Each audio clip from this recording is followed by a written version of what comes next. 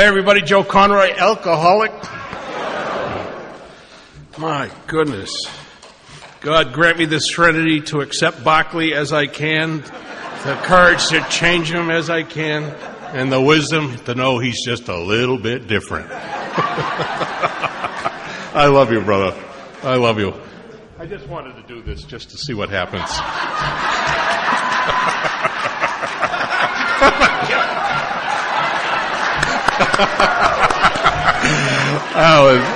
Wow.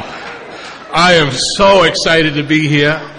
A couple of minutes ago, I literally said to myself, I don't belong here. And I had to cop it to a couple of people. You know, you think that we're up here being big shot speakers. You know, we are just alcoholics.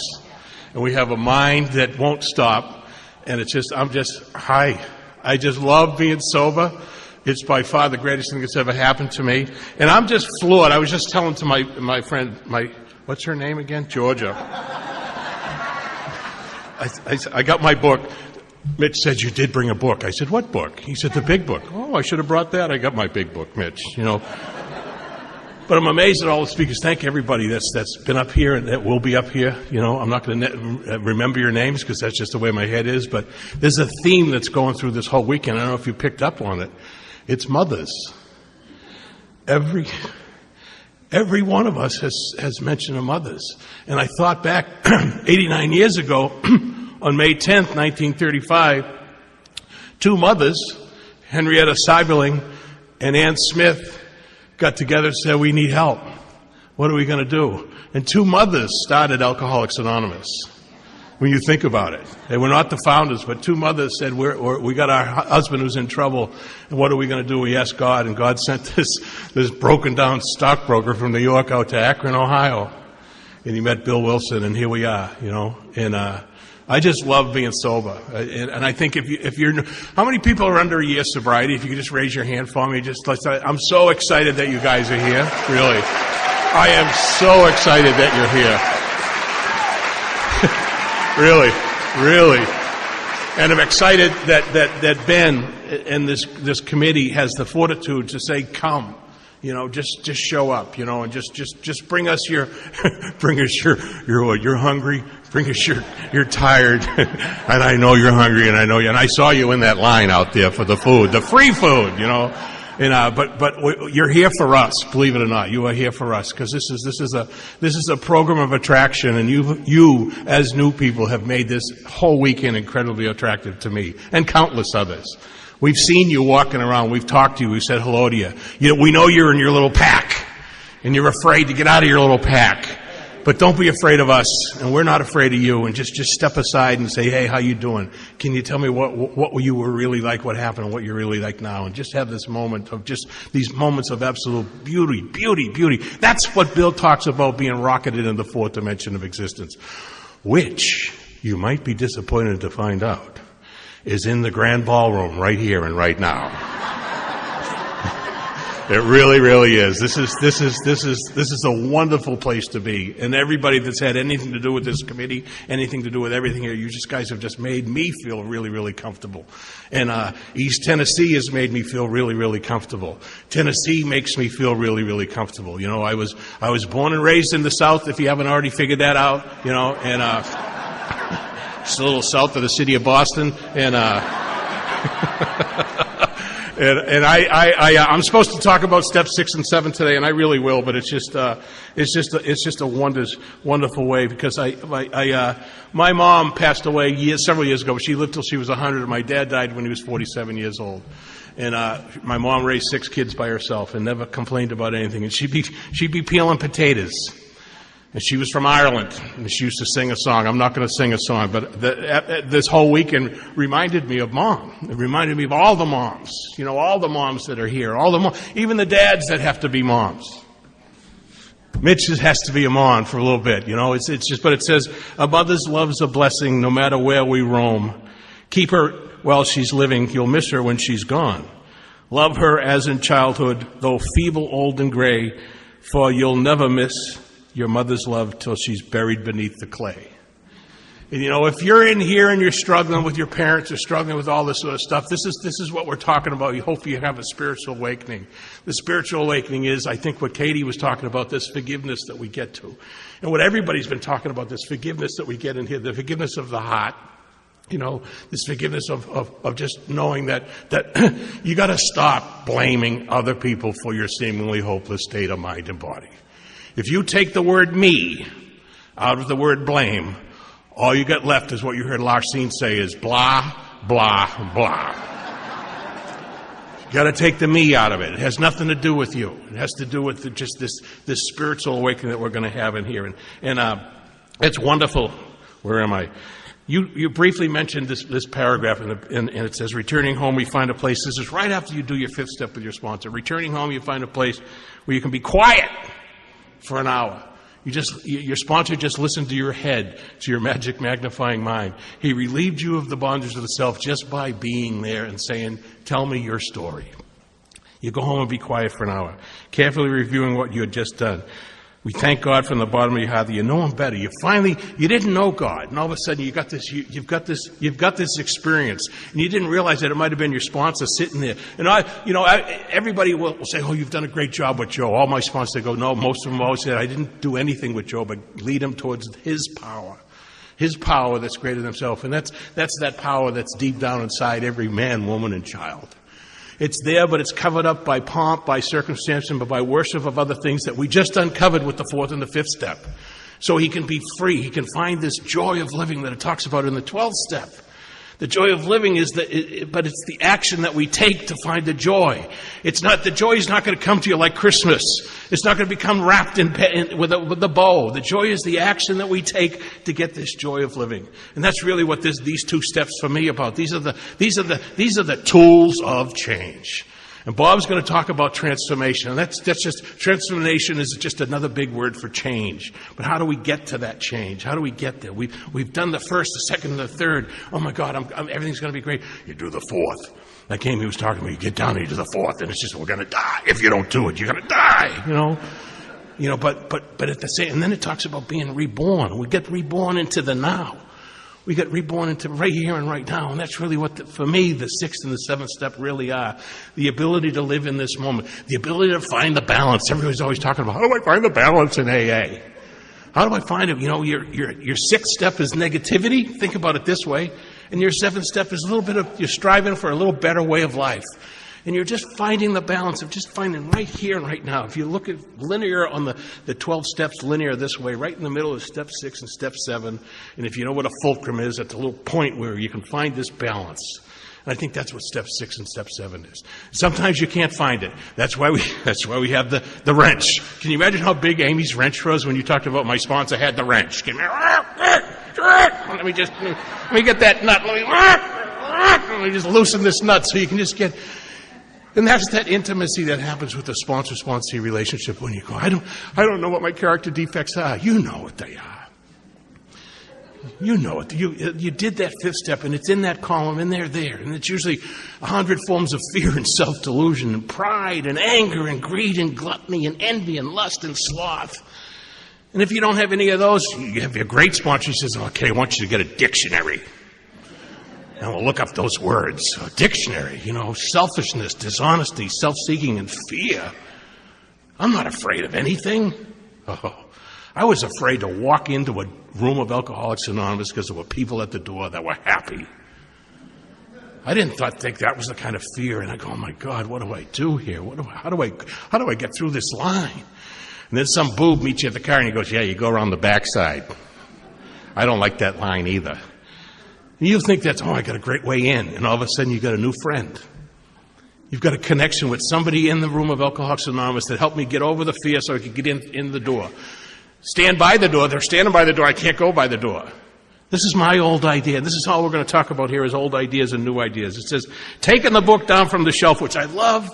Bill Wilson says they're going to buy this book, but they're not going to read it. Take that book down from the shelf. Oh, yeah. Oh, that's a great book. Yeah. My God, it's good. And the binding is broke. Carefully reading the first 5 proposals, we ask if we admitted anything. You know that big secret. You know that big secret, whatever it is, if you're holding back. You know, I remember this one fifth step I heard. It was so long. Oh, my God, is it ever going to end?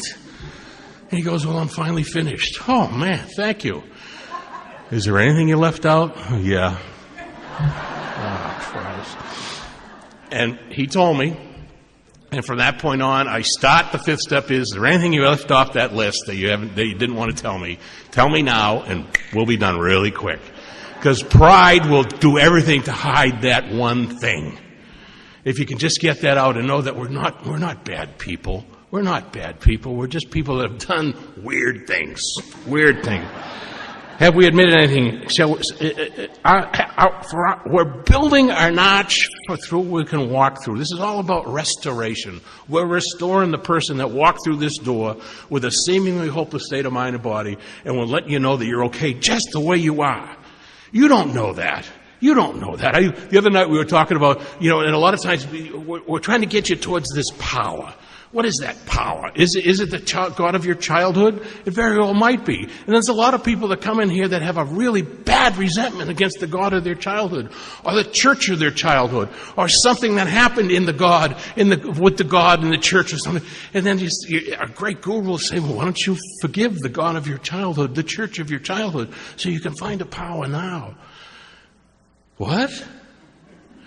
Forgive and move on so you can find this power right now. Is our work solid so far? Are the stones properly in place? Have we skimped on the cement put into the foundation? Have we made mortar without sand? This is all about building. It's about building this and rebuilding this perfect specimen of a human being. You probably don't think that. I didn't think that. I still don't think that. That's why I told her when I was standing outside talking to Amy, I said, Amy, I don't belong here. And she says, I'm calling BS on that. Dr. Paul said we have a magic magnifying mind. If you don't think you fit in here, you really do. Because everybody in here don't think they fit in here. Everybody thinks this way. And it says if we can answer to our satisfaction those questions I just asked you.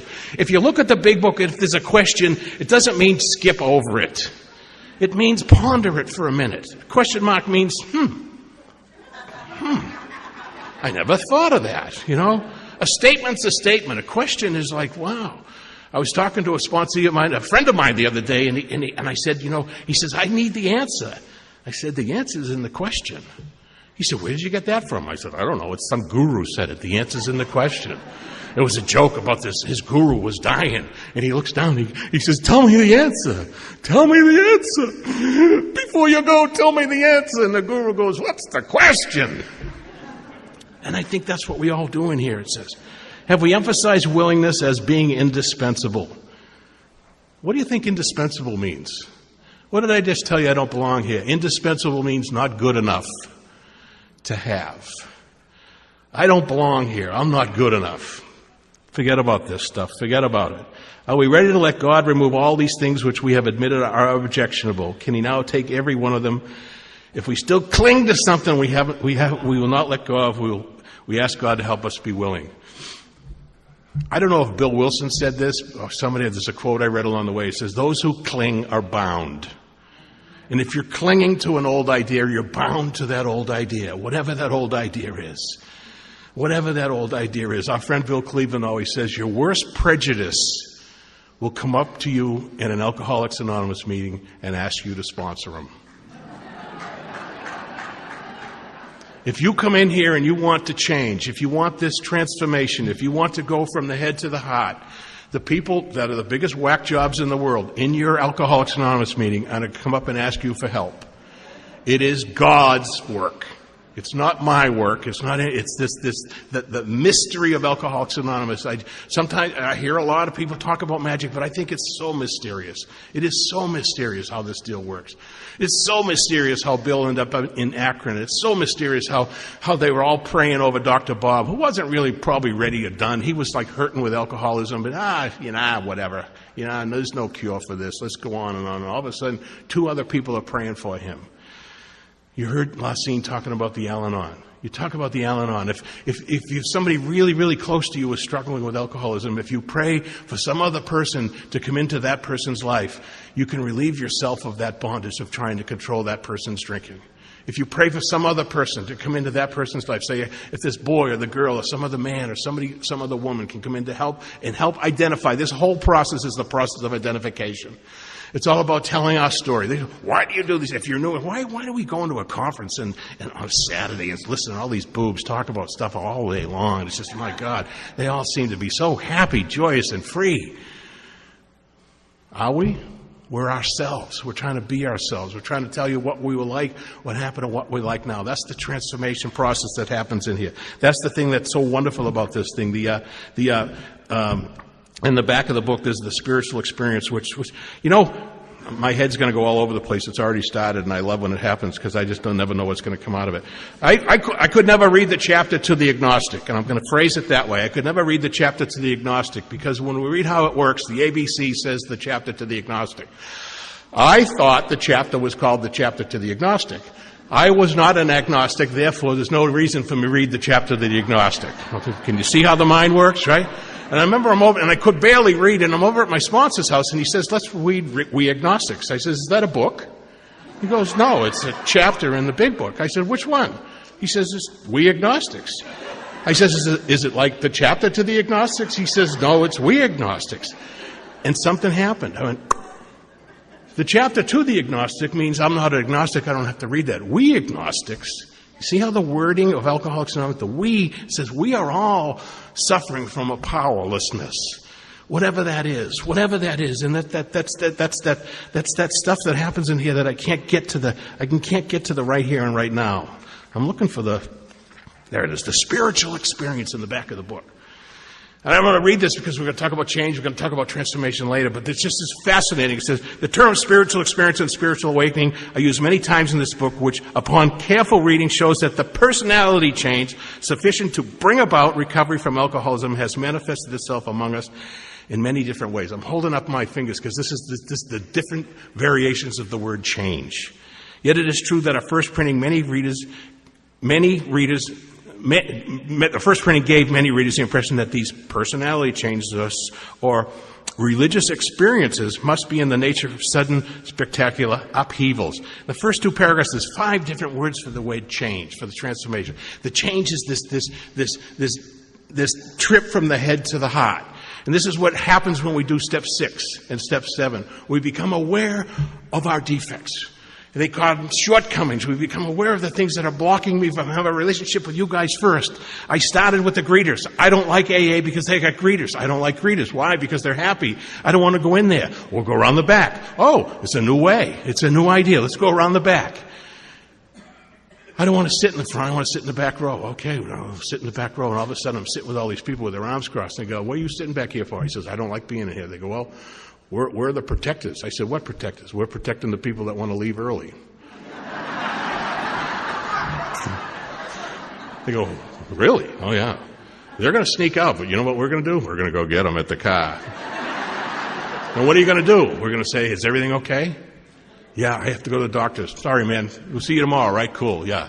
But then somebody might not hear the message. They might not hear the solution, and they're just going, I can't do this thing. I'm done, but I can't do this thing. I'm done, but I can't do it.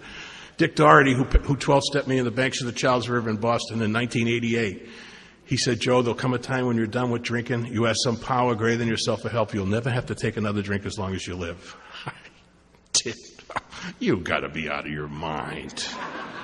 I packed my bags and left the city of Boston within 3 days. I was uncovered. I didn't discover anything yet, and I wasn't ready to discard anything, but I was uncovered. And the only reason why I was uncovered because I turned to Dick because he was a sober member of Alcoholics Anonymous. I turned to him because I thought he might have a solution for my seemingly hopeless state of mind and body that I didn't know I had yet.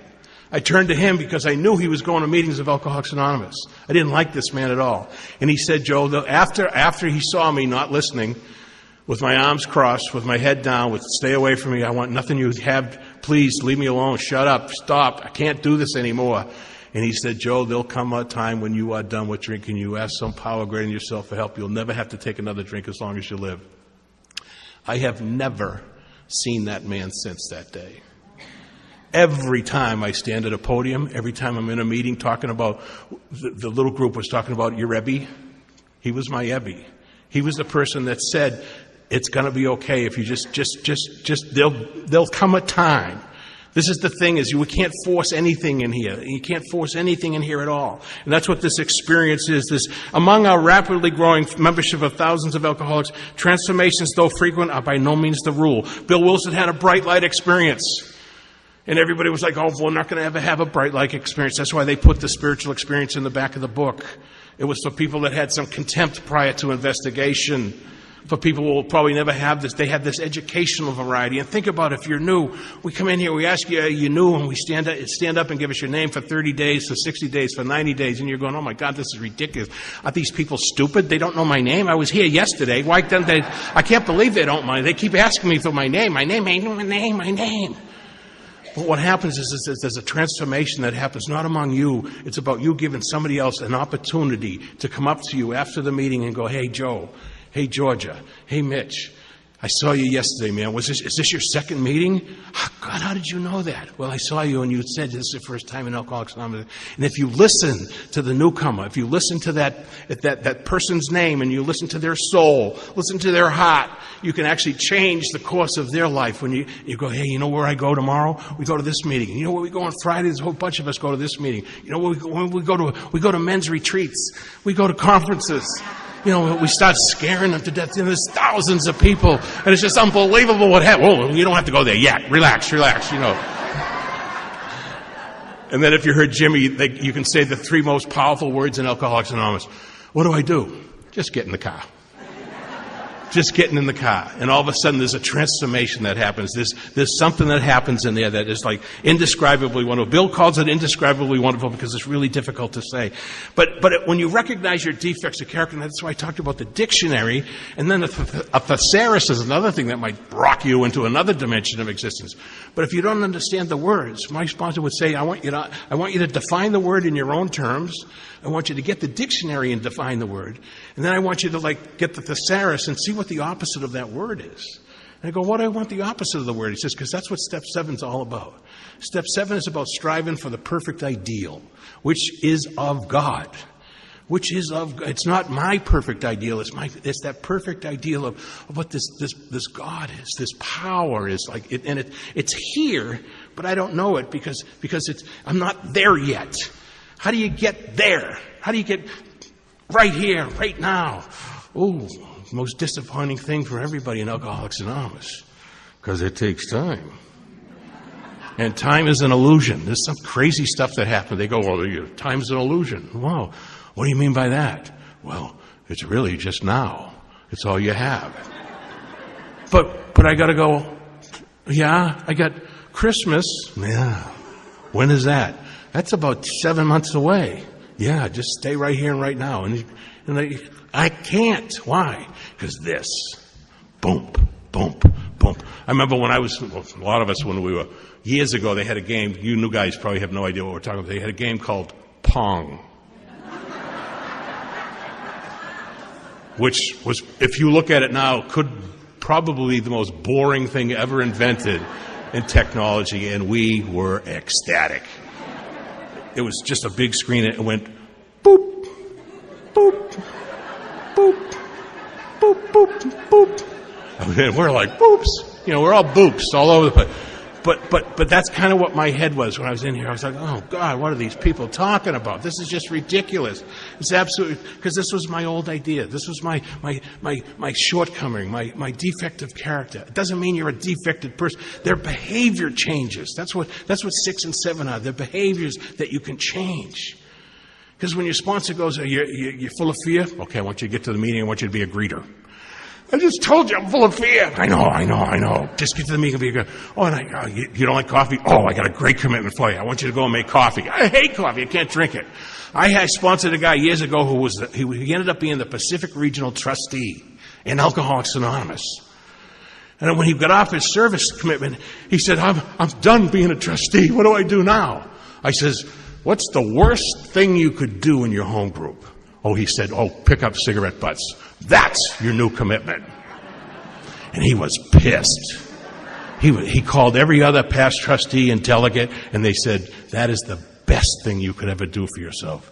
Because one thing about people in general service is they think they're just a little bit better. And we're not. We just think. That's the problem, right? The main problem with the alcoholic sin is in our mind.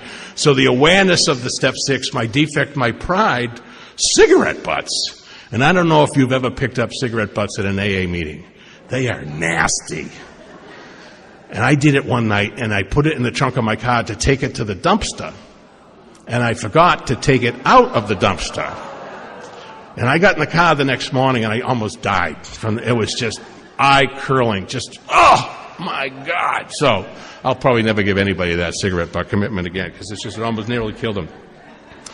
But that's what this is all about, this step 6 and this step 7. It's like, it is really Joe McQueen used to call them the tools to change.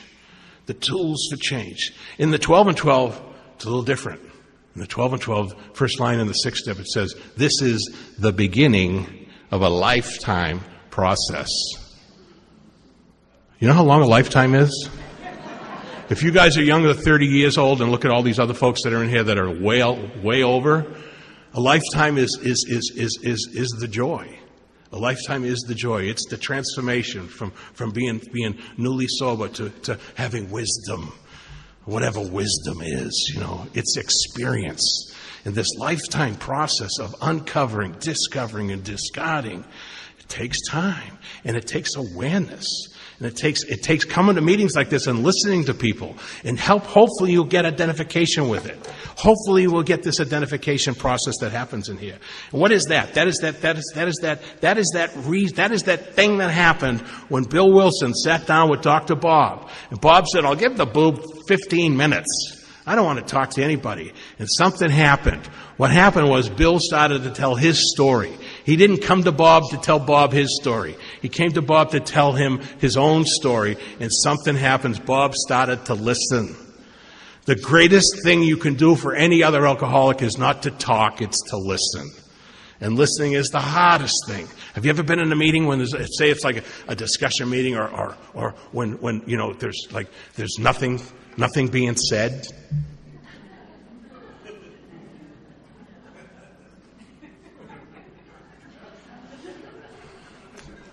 It probably felt like 20 seconds, right? And when it was like, oh my God, I'll share. I just can't stand the quiet. I just can't stand the quiet. And then we go, well, why don't you go meditate? Oh, I can't do that. Well, okay, what's the old idea? I don't want to wear a saffron robe. Where did that come from? Bill Wilson used to walk the streets of Brooklyn and count the cracks in the sidewalk. That's how he meditated. You're kidding. No. Well, we think we have to be the Dalai Lama. Be the Dalai Lama. Do you ever listen to him? He's the funniest man I've ever seen in my life. I don't know where my head is going now. There's a wonderful YouTube of the Dalai Lama talking about farting on a plane. Can you just imagine that? He's talking to Desmond Tutu. And he says, I'm on the plane, and every once in a while I have to let the little gas out, and I just turn over. I'm like, wow, this is the Dalai Lama. Can you imagine the Pope? This new Pope might talk about that. Oh, yeah, I'm a White Sox fan. Oh, talk about farting, But this is what spirit is. This is what your spirit, and you've uncovered it, you become aware of it in step 6, and then you do this. When ready, I say something like this, my Creator, I am now willing that you should have all of me, good and bad, and I pray that you now remove from me every single defect which stands in the way of my usefulness to you and my fellows. Grant me strength as I go out from here to do your bidding. Now. Take away the defect now, not forever. Now, so I can actually be of maximum service. On page 77 in this book, it says, we fit ourselves to be of maximum service to God and those about us. I always thought what the word about meant. And one day I'm in a meeting, and a woman was talking about the word about. She says, I went and looked it up in the dictionary. She says, the word about means a circle around. I'm going, that's Alcoholics Anonymous. We circle around you guys when you're coming out of these vans. We circle around you guys when you're going into treatment. We circle around the people that are struggling with a seemingly hopeless state of mind and body. We try to be of maximum service so we can get you guys right here and right now. We don't know if you're ever going to stay. It's not our job to see that you stay. It's our job to get you just a little bit better. Just a little bit better, to play the music that you want to hear. If it's rap, if it's country, if it's rock, if it's folk, whatever that music is, you think about all the meetings you go to, they all have a different melody, they all have a different beat, they all have a different sense of timing. And that's what music is, and that's what people are attracted to. That's why I think Alcoholics Anonymous just needs to get back to the basics of one alcoholic talking to another alcoholic, not texting another alcoholic, talking to another alcoholic, talking from the head to get into this heart, talking so we can actually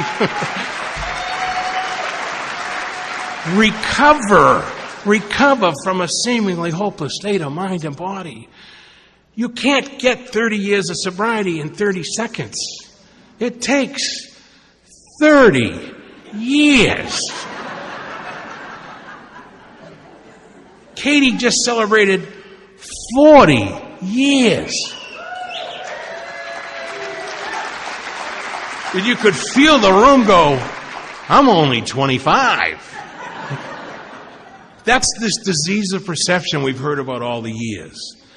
You know, don't look at quantity as something you can't have. You can have quantity by putting the quality of Alcoholics Anonymous, the fellowship, the principles of Alcoholics Anonymous, put the 12 steps, put the 12 traditions, put the 12 concepts into your life.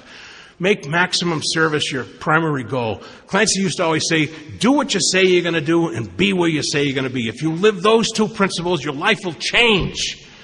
Do what you say you're going to do. Oh, my God. Make a commitment? You got to be kidding me. I can't make a commitment. When? Now. But then what about tomorrow? So you make your commitment. When? Then. But then you said it's now. It's going to be now, then.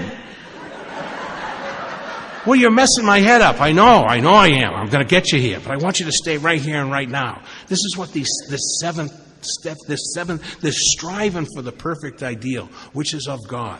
Striving for that, the opposite of your defective character, the opposite of where you brought in here, the things that you brought in here that are blocking you from having these relationships. When you go to the supermarket, it's the same thing as when you go to the supermarket and you see this burnt out teller or checker behind the counter, and she's got her name tag on the side of her shirt. If you look at that name tag and you say, Joyce, how the hell are you doing today? You know what's going to happen? She's going to go, I've never had it so good. Because you recognize that person. You recognize that person. The old Indian expression of Namaste means the God inside of me recognizes the God inside of you. Who was it? Was it you, Katie, talking about the newcomer coming in with the phone in the hand and not looking at anybody? The eyes are the pathway to the soul. And if you're not looking at the people that are next to you, if you're not looking into their soul, you're missing out on the greatest gift you could ever have for one another. When Mitch said we got in the car and it was like we were old buddies. Literally, that's what happened. And my friend Joe came with me and he said, wow, this was the one thing about being an Alcoholics Anonymous is we know where we're coming from and we know where we're going to. We know where we're going to be. And I think that's why I think I talk about this, the balance of the sixth and the seventh step. We know where we're going to be, and it's right here. That's where we're going to be. And if you can get into this moment, you know, it's never going to last again. It'll never happen again, ever. This moment will never happen. You can listen to it on the tape, but it's experiential. This trip from the head to the heart, from the academic to the experiential, is what I believe is this rocketed into the fourth dimension of existence that Bill Wilson talks about. I always thought that when I got born and raised in Boston, I got sober in San Diego, and there's a big neighborhood in San Diego called La Jolla. And it's a fancy neighborhood. And I always thought the fourth dimension of existence was in La Jolla. Right? And my sponsor used to take me to the Saturday night La Jolla speaker meeting, which was huge at one time. And I hated being there. I couldn't put two and two together. I thought the fourth dimension of existence was in La Jolla. There's a wonderful spiritual book written years ago by John Kabat-Zinn called Wherever You Go, There You Are. And that's what was happening to me.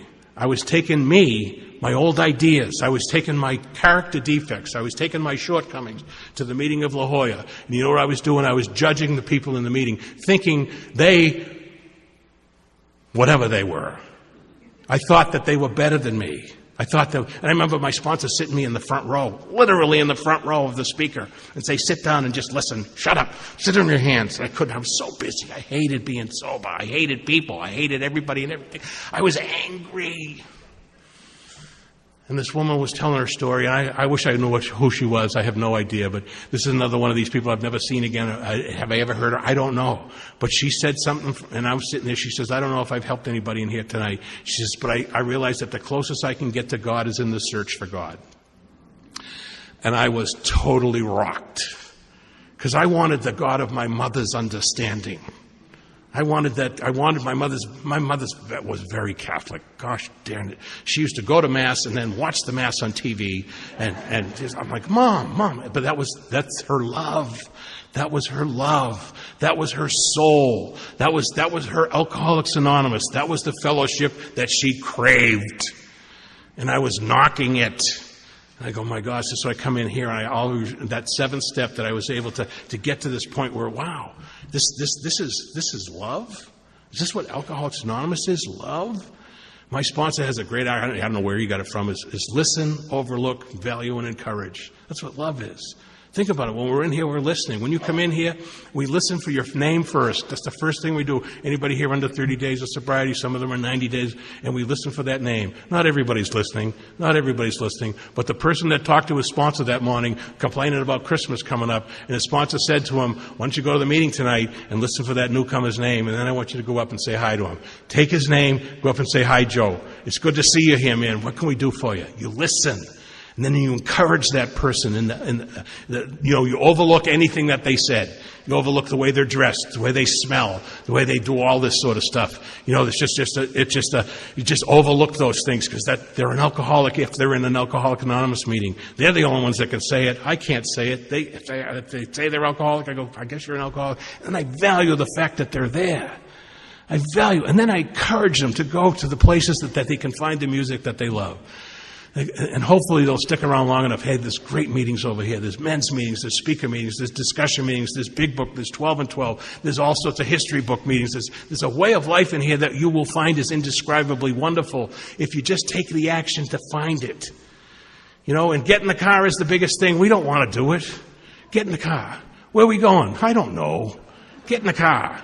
And then you're in the car, and then you're picking up this other whack job along the way, and he stinks, and then, oh my God, and then he just doesn't want to shut up, and you don't want to be talked to, and then they start, they're 60 days sober, and they're so excited to be sober, and they're just, and you go, oh my God, I can't believe this, and then you get to the meeting, and all of a sudden, somebody says something that you identify with, and the ride back home is a little bit better. You can only get this thing a little bit at a time. If you're in here to get super sober, you're going to be really disappointed with Alcoholics Anonymous. People want to be super sober. Oh no. But if you just come in here and you want to be yourself, and then you give that self to another human being, you give that self you help them find the power that deeps down inside of them, you direct them towards the place that they can find the joy of living. Oh my God. This is a wonderful way of life. But it takes time. It takes time. Let me go into the little 12 and 12 for a little bit because I really love the 12 and 12 a lot. I'm kind of getting fascinated again with the 12 and 12. It says this is the sixth step that separates the men from the boys. And every once in a while I'll just change a little bit of the reading, the words, just because sometimes, and I have a little note here. It says this is the step that separates the mature from the immature. Woo-hoo! I'm not immature. Yeah, you are. It says it in the back of that 12 and 12. Psychologists said alcoholics are childish, emotionally sensitive, and grandiose. Not me. Yeah, take away my stuff and see what happens. Take away my stuff. So declares a well-loved clergyman who happens to be one of AA's greatest friends. I talked about this the other night. A lot of people have aversion towards churches and towards clergymen. They are not mad at us. They are not mad at us. Most of the meetings I go to are held in a church basement. My friend Sam just came back from Iran. He goes over to Iran every other year, and he takes the 12 steps and the 12 traditions, and he does workshops for about 6 or 7 weeks. He says, Joe, the meetings are all held in mosques. And in a mosque, a man and a woman can't sit together unless you're in an Alcoholics Anonymous meeting. Think about it. Think about it. The power. Overlook, listen, overlook, value, and encourage. When we're being of maximum service, people are watching us. That's why anonymity is so strong. Anonymity in that 12th step, the spiritual significance of anonymity is sacrifice. Anonymity is being broken all over the place, all over the news, all over the media, because people think, oh, everybody needs to know. And usually the anonymity, you know that word is awful to say. The anonymity breakers sometimes slip up. And they're not talking about them slipping up. They're talking about Alcoholics Anonymous slipping up.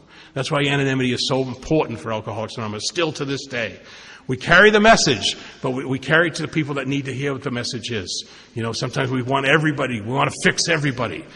And we could fix everybody. We could probably fix everybody with the 12 steps when you think about it. Powerlessness, unmanageability.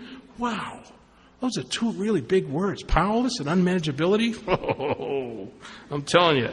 It says, he goes on to explain that any person capable of enough willingness and honesty to try repeatedly, step 6, repeatedly, the beginning of a lifetime process, repeatedly, step 6 on all his faults, without any reservations, whatever, has indeed come a long way spiritually and is therefore entitled to be called a man or a woman who is sincerely trying to grow in the image and likeness of his own Creator. He says that in the first paragraph in the 6th step in the 12 and 12, and in the 7th step in the 12 it says we strive for perfect ideals. It's not striving for perfection at all. We're striving. We're trudging. We understand. We're aware of where am I supposed to go. If I'm being dishonest all the time, I have to practice honesty. If I'm being lustful all the time, I have to practice, I don't know what the other one is, but it's a tough one. I know that. Yeah. Let me go to another word that's a little easier. If I'm always angry all the time, I have to be compassionate. Get in an automobile. I drive to L.A. 2 or 3 times a week. I hate telling you, Georgia, but you people are the worst drivers in the whole state. I'll never forget Dr. Paul years ago. He lived up in Laguna Beach. They said, Dr. Paul, how can you drive in L.A. traffic all the time? And he says, I drive only the one vehicle. Try that the next time you're in the automobile. Oh. Who was the last scene did this little thing? That was the cutest thing I've ever seen in my life. Oh, I can see Bob Benzon's doing this the next time. But really just like let go and let in. Let go. Surrender. Be here right now. It's just says, when defects drive us blindly, or we willfully demand that they supply us with more satisfactions or pleasures that are possible or due us, that is the point at which we depart from the degree of perfection. That is perfection that God wishes for us here on earth. That is the measure of character defects, or if you wish, our sins. When your character defects is driving you to do the things that you don't want to do. That's what Joe McQueen used to say. Step 6 is don't do what you want to do. And step 7 is make yourself do what you don't want to do. It's not rocket science. It's like I'm aware that this is making me uncomfortable and everybody in my life is uncomfortable because this is what I'm doing. I got to stop doing those things. I got to strive for a perfect ideal, which is the opposite of what I'm doing. If I'm resentful, I have to be loving. If I'm greedy, I have to be giving. It's not about money. It's about the preciousness that you have, everybody has, and it mostly is time. Everything in Alcoholics Anonymous is about time. Everything to me is about time. When they say get to the meeting early and help set up, that's about why? I can't. Okay. And you get here and all of a sudden something happens. Something happens when you have that opportunity to be of maximum service. Maximum service to me is totally different than maximum service to you. You've got to find your own balance. You've got to find your own service. You've got to find your own way of life. I'm going to talk about the Dalai Lama again. For years I read somewhere along. I love reading. When I tell you I love reading, I could barely read a note when I got into Alcoholics Anonymous. It was the most difficult thing for me to do. I wasn't very smart. And when my sponsor made me read a page of the big book every day at 6 o'clock in the morning to me, I didn't know that's what I was given a gift. I was given a gift. It seemed like a torture chamber, calling him up and reading that stupid book 6 o'clock in the morning. But then he would say, if you come upon a word you don't understand, ask me and I'll help you understand it. This is all about understanding. This isn't about being a big shot. It's really about getting somebody to that next level of understanding. I started off with something, I don't know where I went now. But when I was the first guy I ever sponsored, I'm at the Mission Hills Big Book study on Monday night. And it was just, I was 2 years sober, and this guy Tom asked me to sponsor him. And I just started, I was like, whoa. You know, you put on that sponsor hat, and you just turn to and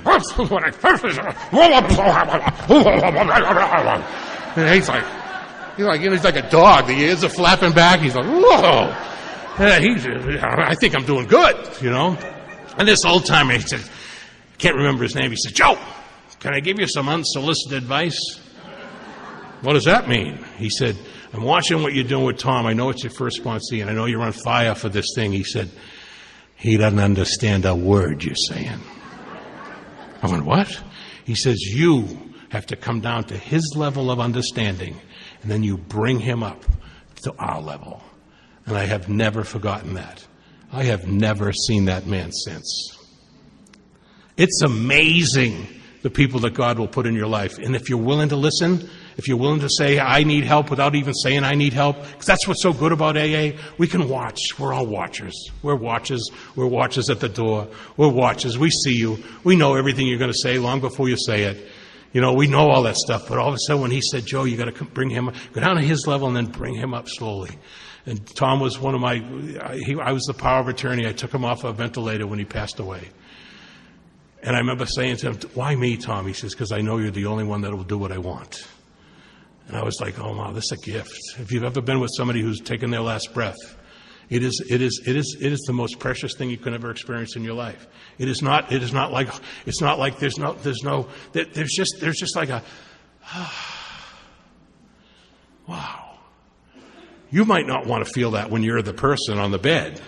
But what happens is there's a beauty and there's a majesty when you can literally see the soul leaving that person's body, and you can go, wow. We did it with our friend Mike. You might hear about our friend Mike. It was it's a preciousness that can only happen when you keep coming back. It's a preciousness. And Bill goes on, he says, so step 6, we're entirely ready to have God remove all these defects of character. He repeats it again, is AA's way of stating the best possible attitude one can take in order to make a beginning of this lifetime job. Don't think you can just get over this stuff and you'll be gone. Don't think you can do that sort of stuff. This step 7 is it's a Chinese proverb I have written here, and I just don't know when I ever read it. It says, step 7 is like, be like bamboo. The higher you grow, the deeper you bow. And the whole principle of step 7 is humility. And a lot of us look at humiliation, but this humility of really, listen, I'm here to be of maximum service. You don't want to do it. You don't want to be of service. That's the craziest thing. That's why I started talking about the Dalai Lama. So I heard this Dalai Lama talk, or I read it somewhere, and they said, Dalai Lama, I don't know if they call him Dalai, but he says, what do you think is the most spiritual thing? Bob heard this. And he says, what is the most spiritual movement? He says, Alcoholics Anonymous, without missing a beat. He says, you're kidding. He says, they practice love and they practice service. They really, really do. And it's not about, we don't perfect it.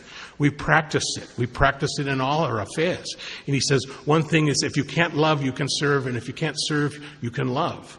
And what Alcoholics Anonymous has done with their circle and triangle is taken those love and service. As Dr. Bob says, if we melt all the 12 steps, all our principles down into one thing, it comes down to love and service.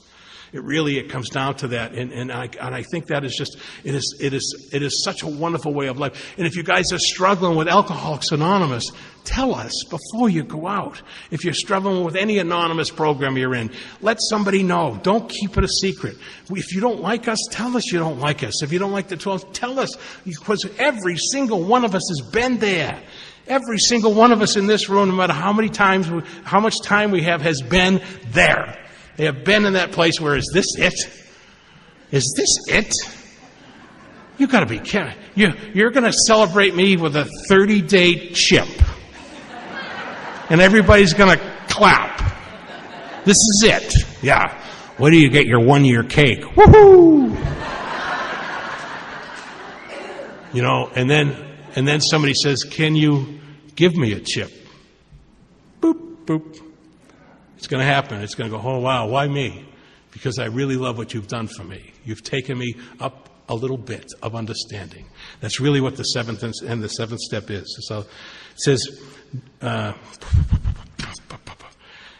so it is that we first see humility as a necessity, but this is the barest beginning. To get completely away from our aversion to the idea of being humble, to gain a vision of humility as the avenue to true freedom in the human spirit, to be willing to work for humility as something to be desired for itself, takes most of us a long, long time.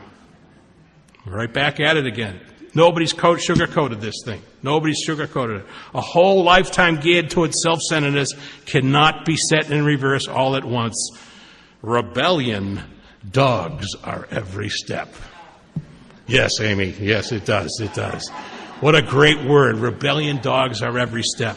It really is. And it's like nothing in here is like as we approach the actual taking of step 7, it might be well if we AAs inquire once more just what our deeper objectives are. Each of us would like to live at peace with himself and with his fellows. We would like to be assured that the grace of God can do for us what we cannot do for ourselves. We have seen that character defects based upon short-sighted or unworthy desires are the obstacles that block our path towards these objectives. We can now clearly see that we have been making unreasonable demands upon ourselves, upon others, and upon God. If you're new in here, and if you're not dreaming bigger and better than you ever could, we're going to give you the opportunity to change your life. If you go back out and you don't come back, you might never come back. If you go back out and you see us in the grocery store, don't walk down the other aisle. Come up and say, "Hey, I'm struggling," because we all have been there. We've seen you in the grocery stores. We've seen you in the gas stations, and you're bowing your head down. And we don't want you to bow your head down. We want to bow you towards this power that's greater than yourself. This is what we want for everybody in here. And I hope if you're new and you're getting something out of this weekend, what you got to do is give that away. You're going to go back to wherever you guys are coming or the gals are coming from, and you're going to give away whatever you heard. Might not be free. It might be from one of the other speakers. It might be from somebody that you sat outside and had a cigarette with. It might be from somebody that you were waiting in line to get food. It might be from somebody that you were waiting in line to take a pee, because we've been all doing that too, you know. But you'll find something. You'll find a connection in here. The connection is that connection to the Spirit, the spiritual awakening that happens in Alcoholics Anonymous. The word spiritual, the root of it is ritual. It's the coming back. It's the getting in the car. It's sit down, shut up, and listen. It's like reach out and the ritual. Go say hi to the newcomer. Stop talking to me. Go help somebody else. But everything after the but is bull. Everything after the word but is bull. That's your heart going back up here to your head and going, I'm going to control and enjoy this thinking. Stop trying to, if you're trying to figure Alcoholics Anonymous out, if you're trying to figure the stories out, if you're trying to figure the speakers out, you're not living in faith. Faith, it only happens right here and right now. It really is a wonderful way of life. And then you get it, and then you give it away. Why? That's the mystery. That's the mystery. Why do we have to give this stuff? Why can't we keep it? Why can't we just keep it? You know? Give it away. I just got it. Yeah. I don't know if I drank this or somebody else did it. I love being sober. It is by far the best thing that's ever happened to me. And that transformation didn't happen till about 3.5 years of sobriety. It didn't happen till about 3.5 years of sobriety. And it started to happen when I'm in a step study and nobody knew I could barely read. And I asked this big boob if he would be my sponsor. 3 years of sobriety. Would you sponsor me? And I thought he was the most wonderful human being I'd ever met in my life. Until I asked that question. And he was the one that dragged me to La Jolla. And he was the one that made me read one page of the big book. That was a long, you think about time, 3 years. 3 years in sobriety. There's nothing worse than being happy, joyous, and absolutely miserable in AA. Because you can pretend. Oh, this is wonderful. I'm going to kill everybody. God, if they call on him again, I might shoot the whole group. God, do they have to call on the same people all the time? And they're all so full of it. Wow. How about Joe over there? You want to? Oh, God, no, I'm fine. Ah, Jesus Christ. Oh. Woo, I got nothing to share with you guys. No, thanks, And you know what happens when you do that? You're sharing in a general way. What you used to be like, what happened, and what you're like now. I know that because as I'm getting to my car door, my buddy Paul came up to me and he says, "Are you new?" "No, I've got 9 months." Yeah. And he said, "How you doing?" I said, "I can't stand this place. I need a drink so bad. I don't know what to do. I've never seen you around." I've been around. He'd never seen me where he was going. And he stood there and he talked to me. He gave me time. The most precious thing you can ever give another alcoholic is your time. It comes back to time.